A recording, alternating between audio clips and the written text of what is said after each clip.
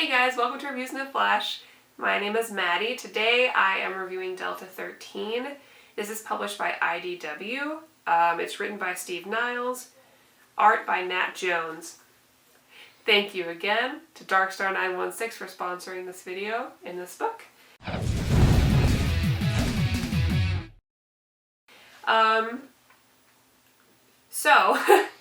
This is a story that I'm sure we've all heard before or seen before in movies and television.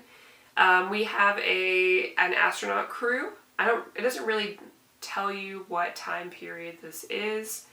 They're on their way away from a space station on a routine trip to a nearby planet or moon or something to put down one of their rovers or droids to do some surveying and research, etc. Now on their way back, they get this huge reading, and it's a huge asteroid, one that they can't avoid. Basically, they're driving into it and they can't see it because it's just so huge. So their only option is to just drive through it into one of these tunnels. Because you know how asteroids have all these porous, So they head in there, and they're not really sure what's around, but they notice that there's something a little off about this. Like there's some sort of machines or something within this large asteroid. So they put down one of their rovers, and it gets stopped, doesn't come back.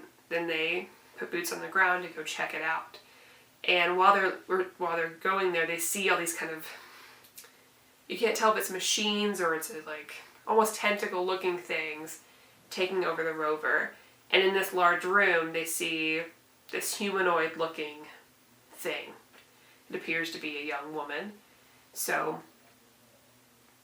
they, of course, make the worst decision and decide to take it aboard the ship. Much to the chagrin of the one female member of the ship, who is right, of course. Who tells them this is a bad idea, don't do this.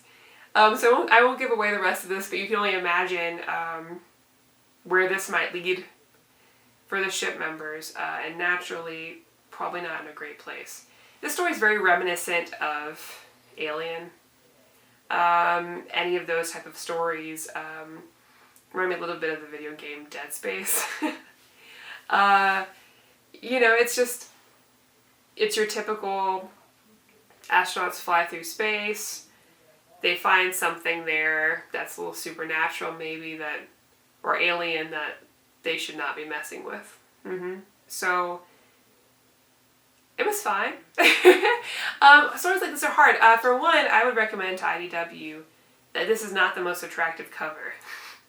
It really feels like this book came up fairly recently, within the past couple of years. But when I looked at this book, it seems like something I would find in like the $1 bin, the half-price books that came from the 80s or 90s. Now, I mean that the best way. I think they say not to judge a book by its cover, but it's so important as a publisher to make sure that you're putting your best foot forward. And I'm not sure this is what it was. Maybe it's because of the font or something, but it feels very old. The story was fine. I didn't feel like it was anything new for me. I watch a lot of sci-fi. I love Star Trek, Doctor Who, any of those types of shows, and it just didn't feel any different. The art was okay. The colors were nice. But yeah, it didn't grab me. I think if you found this on sale somewhere, it's fine to pick up at your local library. If you're really into stories like this, if you're really into things like Alien, I would check it out, but I don't think it's anything to write home about. So this is contained in just a one-shot. So there isn't anything following this. So that's the pro about it. It's always nice to read things like this every once in a while where it's just a one and done, right? You don't need any prior knowledge going into this. You're not in for a long commitment. 15 minutes with this book, 15 to 20, and you're good to go. So yeah, it's not a winner for me personally, but I'm interested to hear what you all think. If you've read this, please feel free to let us know in the comments what you think.